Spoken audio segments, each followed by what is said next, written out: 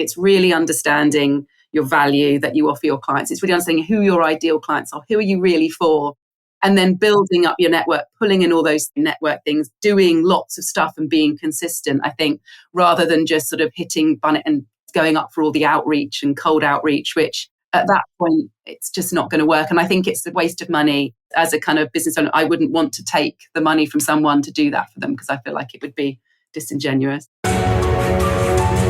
My name's Mike Lander, and you're listening to Higgle, the B2B Sales Club podcast, where we bring you actionable insights about sales RFPs, negotiations, and difficult procurement discussions from sales leaders, brand leaders, and procurement leaders.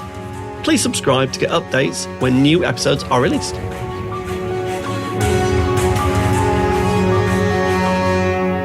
Emily, thanks ever so much for joining me on Higgle, the B2B Sales Club podcast. Great to have you. Lovely to be here on a lovely sunny morning. It's beautiful. It's so sunny, I can barely actually, in my spare room, see what's going on. So without further ado, do you want to introduce yourself to the audience? So who are you? What do you do? And something unusual about yourself. Okay, great. Well, I listen to a lot of these podcasts, so I feel like I might something unusual. It's going to be fairly lame compared to some people. So I'm Emily. I've worked in and for agencies for most of my career. Started life in creative agencies in account management and kind of worked my way up and kind of have made the move over to new business for agencies. And for the past sort of 2.5, 3 years, I've been consulting.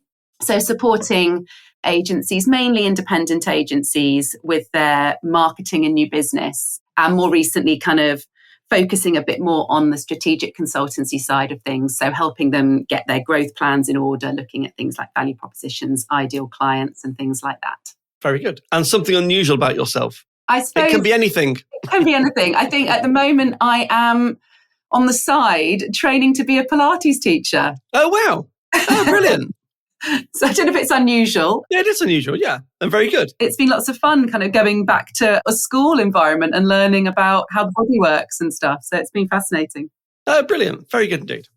Right, so let's crack on with the questions. So first question, or first kind of topic really, general state and trends in BD as you see them in 2025. Oh, yes. What are your thoughts?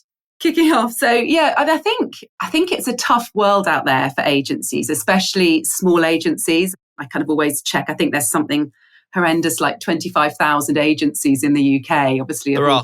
So it's a busy old market out there. And I think you really need to kind of stand out and need to kind of spend a lot of time building a reputation and nurturing those relationships. I think kind of gone are the days just of having a powerful little black book. I think you really need to kind of stand for something. And I read something quite interesting this week actually on LinkedIn, sort of saying that agencies are an interesting one. I think a lot of the times when people start businesses, there's a kind of gap in the market or some sort of need that's been identified, and agencies kind of traditionally aren't. That's not why they start up. You know, there's not a kind of gap necessarily for another agency doing similar things. They're started for other reasons, you know, because but that's very interesting. Yeah. No one said that before, but you're absolutely right. Most businesses by entrepreneurs are started because there's a problem, it's not being solved. So you find a new way of solving the problem that drives value for the client. And then as it gets more popular, other competitors start to enter that market. But you're right, agency world's not like that. No. And I think it sort of led me to kind of think about a lot of things. A lot of the time agencies, a lot of the founders I've met, they're starting it because one, they love what they do and want to kind of strike out on their own and not be shackled by another company. They love the craft. Yeah, they love the craft. They've just kind of always had a nudge to do something for themselves. But I guess it's not always, and I think this is often, you know, leads on to what we're going to talk about, is it's not always kind of client benefit driven as other entrepreneurial businesses are starting up, where you're finding a need for the consumer. It's kind of driven from a kind of urge by yourself to do it. So I suppose you've really got to understand what that is and how you can make that a real positive for your clients. Well, that's a great point. And that's not a negative. No. That's because talented people who do great work want to strike out on their own, which is brave, often have one or two clients that they start with, and that's to be commended. However, one of my big things, topic of last year, and it will continue into this year, is agency differentiation. There isn't any. No. And that's a massive problem. I agree. And I said, I feel like I see a lot of fairly trite agency descriptions of things.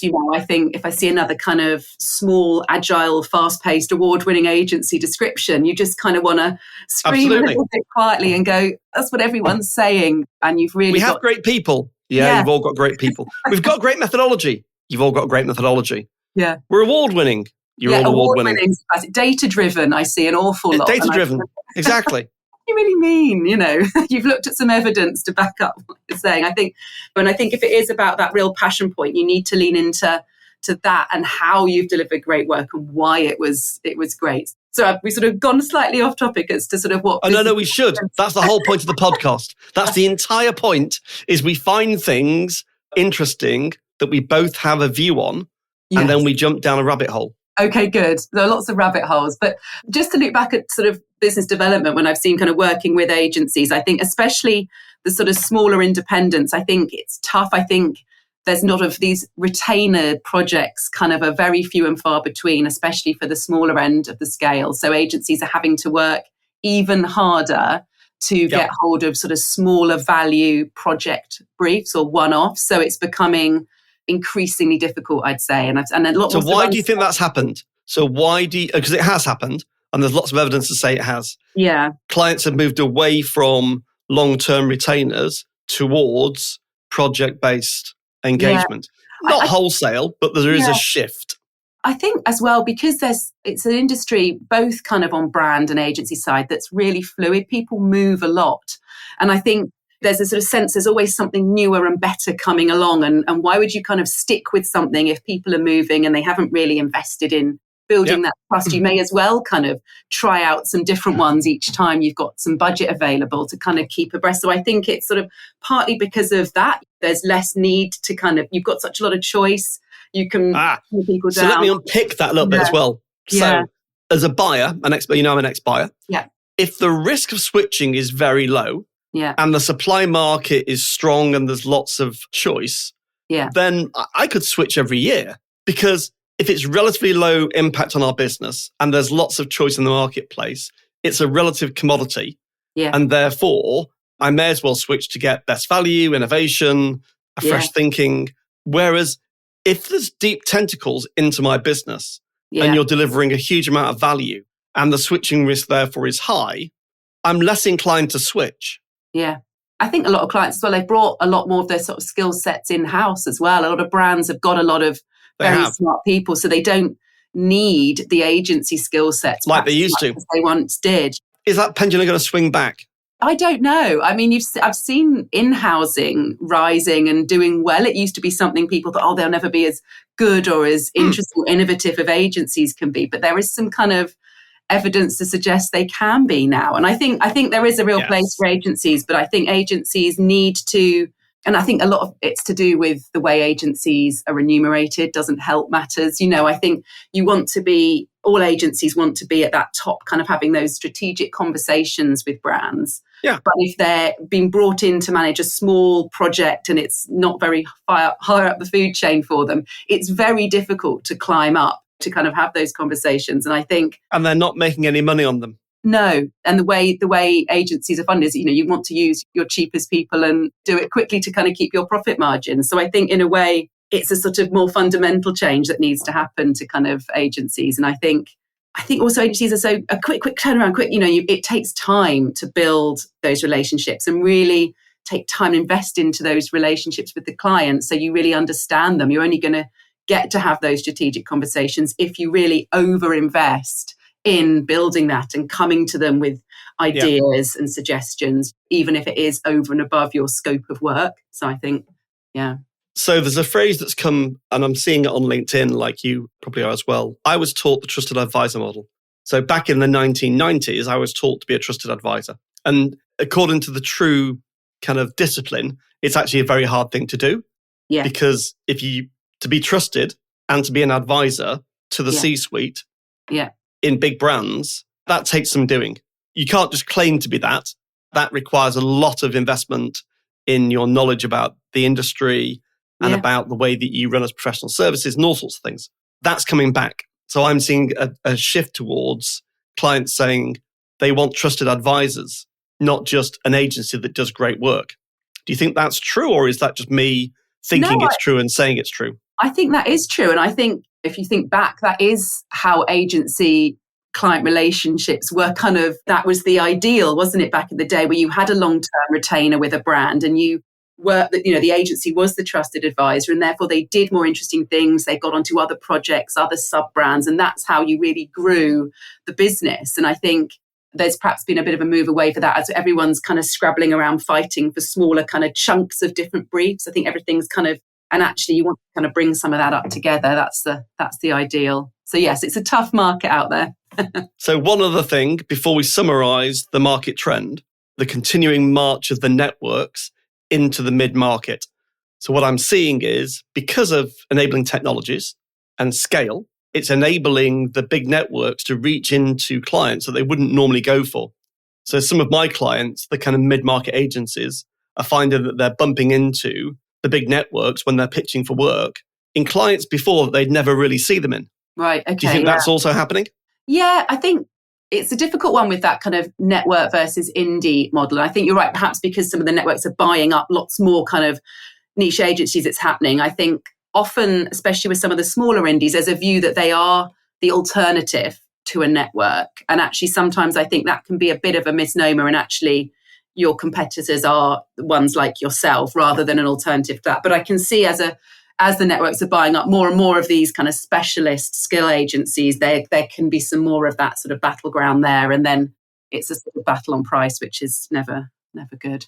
Well, it's a race to the bottom. And with the correct use of AI, it's easier for big companies to reach into smaller companies. So in summary, what are your top kind of 3 or 4 trends in agency world for this year that you would be concerned about if you were an agency leader? Oh gosh, top 3 trends. I think I think really getting understand sort of social content briefs. I think sort of contents are exploded everywhere, but actually I feel like there's a lot of agencies out there saying they're doing it, but actually are they being strategic? Are they implementing AI in the right way and really helping clients understand what it is and what it isn't and how they can use it, and not just kind of seeing as a cost saving tool purely. I think that's one. What are the trends? I think agencies really, I think they need to own a space and really kind of stand for something. I think there's too many agencies that are trying to kind of be a lot of things to everyone and therefore nothing to no one. And I think agencies who are kind of standing for something or being really proud of serving a particular sector or industry or doing things in a certain way, I think they'll perform well and having a strong point of view. I would agree. I'm not sure I got a third one here. So one third one that we might come back to, the nature of business development is changing and evolving. Yeah. And agencies have to realize that. And we'll come back to what that means when we unpick the third or fourth question. Yes. So second question, which I thought was really interesting, this, in the pre-record session, you talked about don't hit the panic button, have the courage to pause and reflect. What did you mean by that? Yeah. So, we know it's tough for agencies, and all agencies, even the big ones, go through ups and downs with their pipeline and with their business development. And I think I've seen agencies come to looking for sort of business development help and extra support at all stages. Where I've seen it's less successful or harder is when agencies are really, really at the bottom. It's potentially bust time and you hit a panic button, bring in some resource that's going to be really expensive for you, hoping they're going to turn around the fortunes within the space of kind of a couple of months, and then feeling disgruntled when it hasn't worked in that time frame. And I think the mistake there is kind of hoping that there's this savior or this kind of, exactly, magic thing. There's a silver bullet that you just think you can buy, and then that'll solve all the problems. Yeah. And so I'd sort of always say, if I can sort of see it is at that point, that now is not quite the right time to spend probably a significant amount of their money on doing that. But there's probably some things they could start doing themselves to help. And it's building those foundations if they are going to stay in. It's being consistent. It's really understanding your value that you offer your clients. It's really understanding who your ideal clients are. Who are you really for? And then building up your network, pulling in all those network things, doing lots of stuff and being consistent, I think, rather than just sort of hitting bun it and sort of going up for all the outreach and cold outreach, which at that point, it's just not going to work. And I think it's a waste of money. As a kind of business owner, I wouldn't want to take the money from someone to do that for them, because I feel like it would be disingenuous. Agreed. So something as a kind of a summary line for me for that kind of like that topic, that thread, would be shrink to grow. I think in this market, you're wise to shrink, consolidate, reinvest in who's your ICP, reinvest in having a differentiated proposition, reinvest in the right people in your business. I think it's better to lose 25% of your top line and the cost base that goes with it, refocus, and then grow in 2026, maybe. Yeah. It's controversial because an agency leader wouldn't want to do that. But my belief, having done it in my own businesses, the most success I had was when I collapsed my group into one really focused business. That became very profitable, great value to its clients, and very valuable. That was hard to do, but the right thing to do. Yeah. And I think that's it. And once things are kind of on a slightly bit more of an even keel, or there's some sort of a bit more stability. Better foundations. Then bringing someone in to support you with those things becomes a bit of an easier journey for everyone. There's a bit more hope, and you've got some things to work with as a business development person. I think was something someone told me about when kids want to, they start a club and then they quit. They say like, never quit on a bad day. Have a time that's good, and then tell me if you want to. It's a similar thing, but in reverse. It is. Panic button on a bad day. When things are slightly better, then bring on more people to kind of help support you, because there's just more positive momentum. Yeah. And I think, again, some BD basics, some really, really BD basics. So if you're out there listening and you're driving, doing the school run, or as I've just done, or you're going to a meeting, where can a little bit of growth come from rather than new clients? Well, obviously, excellent account management. Yeah. We had a mantra at one of the agencies I work with, which is excellence, retention, and growth in that order. Deliver outstanding work, then retain your clients, and then they'll refer you to others. And that retention, you need a strategy for retention. Yeah. It can't just be, well, we're doing great work, so we're bound to get reappointed. You need to get ahead of the curve on are they going to go to RFP? You've been here for 5 years. There's a danger they could go to RFP. If they're going to, they'll do it in the next 9 months. Well, get ahead of the curve. Find a way of stopping them going to RFP, because there are ways of doing it. Yeah, I completely agree. And I just think any client you've had for sort of 3 years, you should be thinking that it will be coming up for some cycle of review and really getting close to them. I think they're so valuable, your existing clients. It's really, really worth over-investing, I think. Not to the point of everyone burning out, but really giving it all, because it's so valuable. It's much, much easier to grow with them and have them on side than to try and replace them. We know the cost of trying to win new business and the time it can take. Exactly. Is kind of too much for some small agencies as well. So, yeah. I think just pulling up on a point you made earlier, lots of research, lots of reports now. If you look at the top CMO priorities in 2025, one of the big priorities, the top 3, they're having to now more than ever demonstrate value to their boards. So they have to show, if we're going to invest 10 million in marketing activity, that's got to generate some kind of return. Now, the value buckets there'll be a variety of them, but it's got to generate some kind of return. And that's an increasing trend as well. It's really tough. And I think it's hard for agencies as well when the CMOs or marketing directors they're working with are under that sort of pressure and also change a lot. I see that's a real problem for a lot of agencies as well, is that they do try and get close to that client, and then the client leaves, or there's a change of structure that side. But you've just really got to keep at it, haven't you? And empower your account management teams, and I think your strategists as well, to kind of get close to that whole team. So it isn't all resting on one person who may or may not stay the course. Like if you don't have an account management strategy as an agency, then talk to Jenny Plant. Yeah. Because if nothing else, she'll tell you what one looks like. Yeah. And she'll give you insights into what does a great account management look like. Yeah. Because without great account management, how on earth are you going to retain your clients? Yeah. No, absolutely. And I think there's some basics that you can do, isn't there? I was an account person for a long time. There's just some basics that should just be drilled into people, that on a weekly basis, these are the things that you should be doing, without too much extra burden on day-to-day work. So, yeah. So, next kind of topic was, people talk about a business development strategy. Sounds very grand. And a clear ICP and a clear value proposition. Well, great, but what does that actually mean? So what is a business development strategy what does a clear ICP really mean? And what is a value proposition? Yes, all good questions. And I think you're right. Strategy is one of those words that gets bandied around a lot and actually sound quite grandiose and make things sound more expensive and important than perhaps they need to be. I think exactly.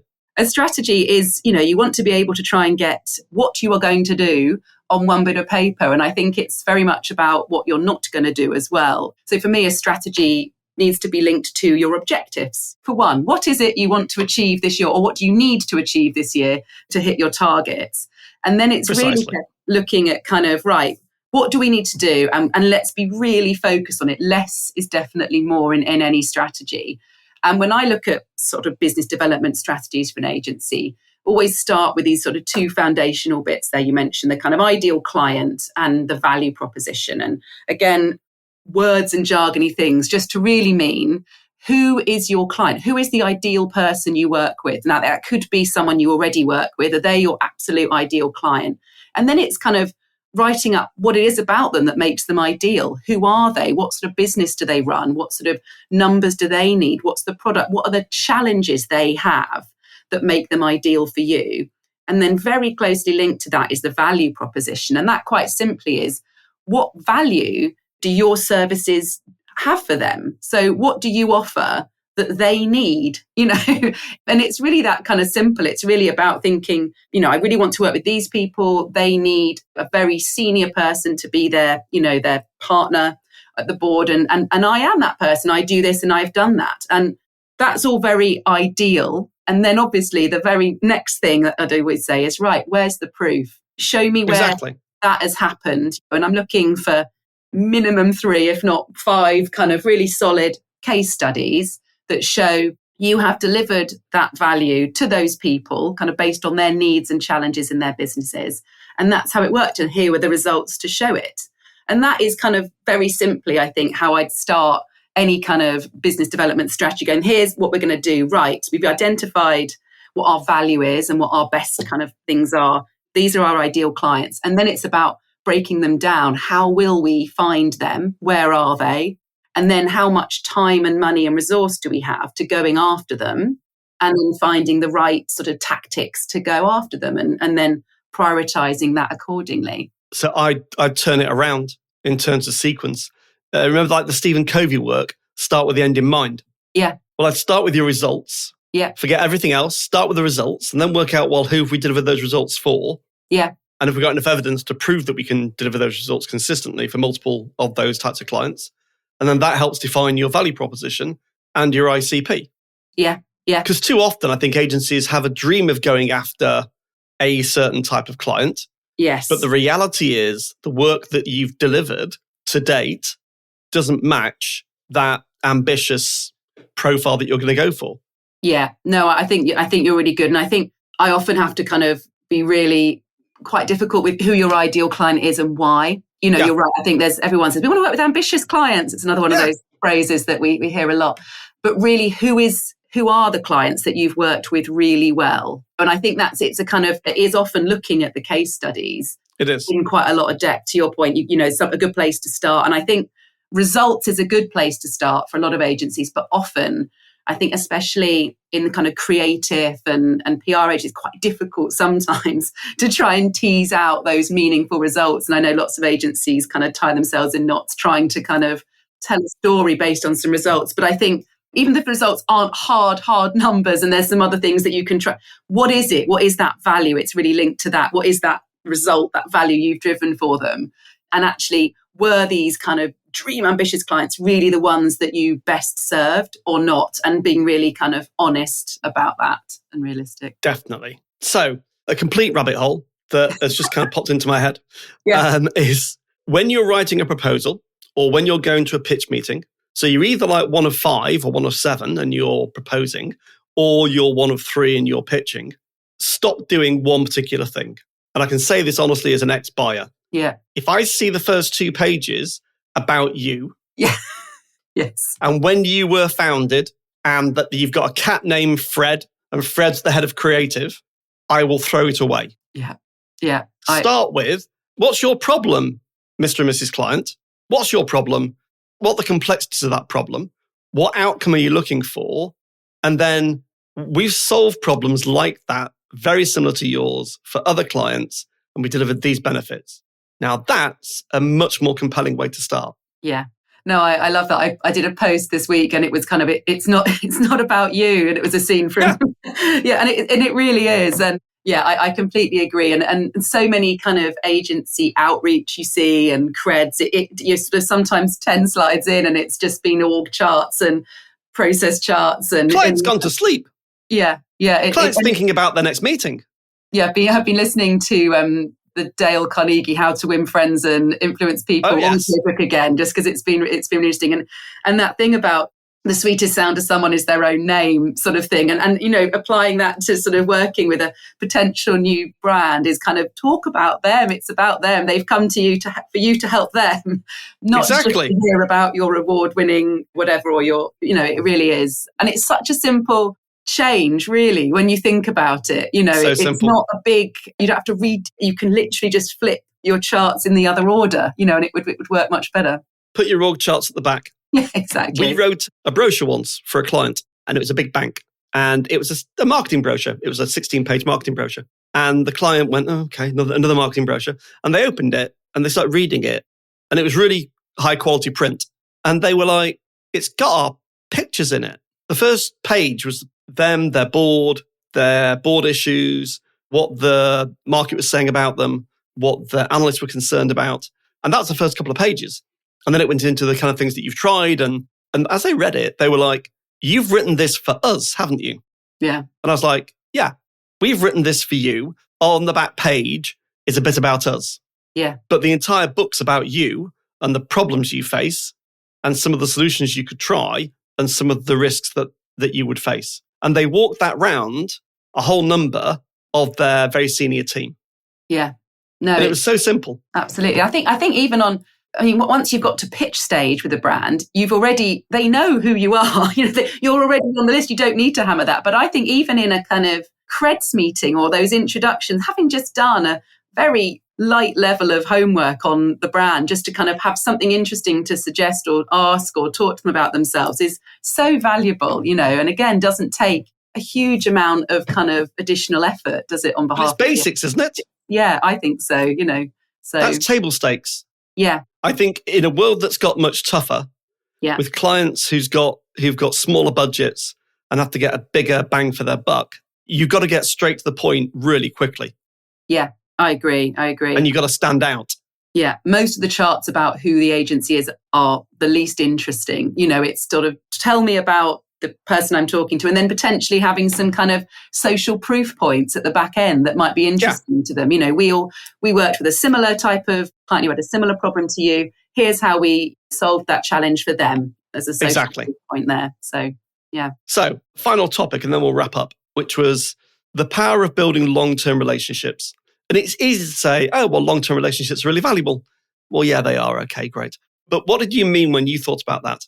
I suppose it sort of comes back a little bit to that sort of don't hit the panic button point, in that building a genuine relationship with someone, they're going to want to talk to you and potentially give you some of their business, takes time. It's pretty rare that you could send a cold email or a cold call, even if those happen anymore, and someone's going to pick up and go, yeah, great, I'll come and meet you and give you the business. Quite often, at any one point, they say like 95% of the time, people aren't in market for what you're selling. That's right. So that just gives them really good context, doesn't it, to kind of going, what you're doing is building a relationship, and it can be on LinkedIn and email as well as in person at events and things like that. But you're kind of meeting them, sharing something interesting, being friendly, showing up consistently, being that knowledgeable person, so that when they are thinking about, oh, we might need some help there, you're in that consideration set. So for me, it really is about agencies are kind of putting out lots of content and things, and can then sometimes feel, I suppose, disheartened when it hasn't converted immediately. And you've really got to sort of say these things take time. But it really is about doing that consistently, but then also kind of making extra effort when something's particularly relevant. So you might have something really relevant with someone you met a while ago, and then it's sharing it on a personal level with them, and then coming back and not hounding them and building those relationships, because it's a difficult decision for a lot of brands to kind of who they go with. They don't want to get it wrong. And so actually they're going to go with someone that they've seen consistently show up saying the sort of things they want to hear and being of value and being that helpful voice, rather than someone who's kind of shouting at them, going, come on to me, and annoying them. So I think, that it comes back to that trust play, I think, and that takes time and it takes consistency as well. I mean, I think just like playing back a couple of points. One, let's just remind people that are listening, 95% of your ICP at any one time are not in the market to buy anything. Yeah. So if that's the case, you have to find a way of building a relationship with them over the long term. Yeah. So I think that's a really critical point. A small example, 9 months ago, I met a guy, really nice guy. He'd just left one job as an agency BD leader, was thinking about what to do next. I had a really enjoyable kind of coffee catch up with him. Then I've kept in touch, kept on sending in bits of information, market research reports I'd found, interesting trends, what people are doing, keep on doing that, invited him to something, he couldn't come. Yesterday morning, he messaged me on LinkedIn saying, I've got a particular problem around a client procurement type challenge. Could you just give me 5 minutes? Yeah. I'm not engaged with him. He's not a client, but I spent half an hour yesterday just helping him think through a particular challenge. Yeah. And it wasn't because I want some business. It's because I want to build a long-term relationship with him. Yeah. And he knows other people that may have a problem that I can solve. And then he'll speak well of me to other people. But you've got to have patience. Yeah, no, absolutely. And I think people don't like the feeling of being sold to all the time, and I think that's it. LinkedIn's brilliant, isn't it? Because you can suddenly keep in touch with absolutely anyone from any job you've ever had, friends of friends, it's all there. And it is that, I think it's offering value without always going in with the sell. And then people think, actually, you're a good person and I trust what you're saying. And it's all sort of that positive relationship building. And it takes time to nurture that. It really does. And in fact, start with the intention of, I'm not selling anything. Yeah. I'm merely building a relationship with people that are good people that we have aligned values with, that I can add some value to. Yeah. Yeah. And I think, interesting, it comes back as well. We're talking about the value of account management or building those relationships with your clients will only serve you really well going forward, because as we know, people move around, you might move around, they might move around, and kind of just keeping that kind of warm, positive relationship going into the future. They might come to you again, as you were saying, with a problem, or actually I've now here, or there's this come up and you guys used to be great at talking about this, and can we have a chat? And all those sort of things is often how business does happen. I mean, there are obviously the big tenders that go out and that sort of thing's slightly different, but we're talking about the kind of the other way of business development, the kind of bulk of it, I suppose, when it is kind of looking around things. So absolutely, it's what Blair would say, Blair Enns would say the consultative sell. Yeah. You're trying to build relationships with people. And ideally, it's not going to RFP because it's a consultative sales process. Yeah. And that starts with building a relationship. Yeah. Emily, it's been great. Been really good having you on the show. Just give me kind of your top kind of 3 takeaways from this discussion that would help any agency leader, any BD person in an agency do something different tomorrow morning. Even if it's only one thing that you'd say, try something different, what would it be?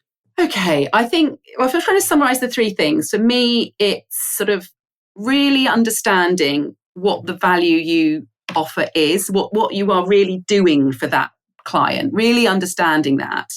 And then also being really clear about who your ideal client is and what their challenges and needs are. And they're sort of linked things, but it's being clear. And often it's quite hard to do that from the inside. Sometimes you kind of need an objective view to have a look at that for you.